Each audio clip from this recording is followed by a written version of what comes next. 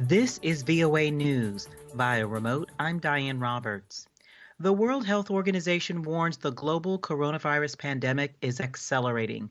This as the worst hit United States closed bars and beaches ahead of the Independence Day holiday. Infections hit their highest level worldwide in the past week, WHO data showed, with Chief Tedros Adhanom Ghebreyesus saying new cases had topped, quote, 160,000 on every single day, end quote. The grim milestone came as the European Union left Russia, Brazil, and the U.S. off of its final list of nations safe enough to allow residents to enter its borders. The EU hopes relaxing restrictions on 15 countries from Algeria to Uruguay will breathe life into its tourism sector, choked by a ban on non-essential travel since mid-March. The Netherlands confirmed the reopening Wednesday of a tourist draw, its brothels and red light districts. According to the United Nations, the coronavirus could cost global tourism and related sectors between $1.2 and $3.3 trillion in lost revenue. Parts of the Australian city of Melbourne suffered sharp rises in infections, spurring new stay-at-home measures. The Palestinian Authority announced a 5-day lockdown across the West Bank after a surge in confirmed cases. The WHO says over 80% of all deaths in the Middle East were reported in 5 countries: Egypt, Iran, Iraq, Pakistan, and Saudi Arabia. Right now, there are more than 10.6 million total confirmed cases around the world, with nearly 2.7 million of them in the hardest hit country, the United States. More than 514,000 people around the world have died from COVID-19, nearly 128,000 in the United States. More than 5.4 million people worldwide have recovered from the respiratory illness. For more on these or any stories of the day, please visit us at voanews.com or download our app. This is VOA News. International NGO Oxfam attacked Greece's new asylum law Thursday, saying it caused exploitation of people and constitutes a blatant attack on Europe's humanitarian commitment to protect refugees. A spokeswoman said the situation is further aggravated by inhumane conditions in refugee camps where people are at risk of COVID-19.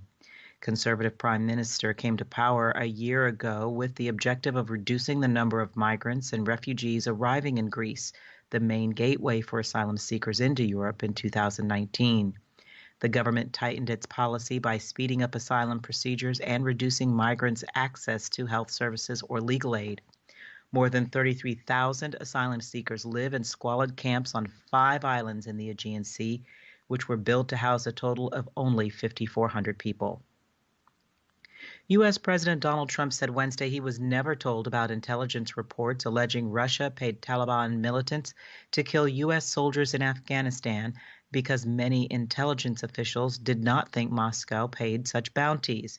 In an interview with Fox Business Network, Mr. Trump said, quote, "Many of the intelligence people didn't think it was something that even happened," adding, "This was something that never got presented to me because it didn't rise to that level," end quote.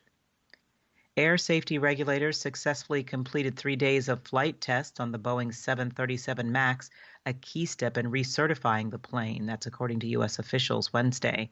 The Federal Aviation Administration said Wednesday while the flight tests in Seattle are, quote, an important milestone, a number of key tasks remain, including evaluating the data gathered during these flights, end quote.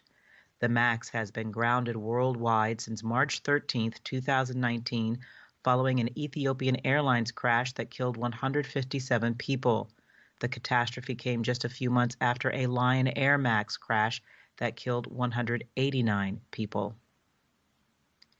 Wednesday is the start of the United States-Mexico-Canada Agreement, the new North American trade deal between the 3 countries. The USMCA is replacing the 26-year-old North American Free Trade Agreement. There won't be any live fireworks or star-studded concert on Parliament Hill, and no crowds of tourists either, as Canada's official birthday celebrations Wednesday are completely online for the first time ever. And when U.S. President Donald Trump speaks at the Mount Rushmore National Memorial in South Dakota Friday, he'll stand before a crowd of thousands of people who won't be required to socially distance or wear masks despite the coronavirus pandemic.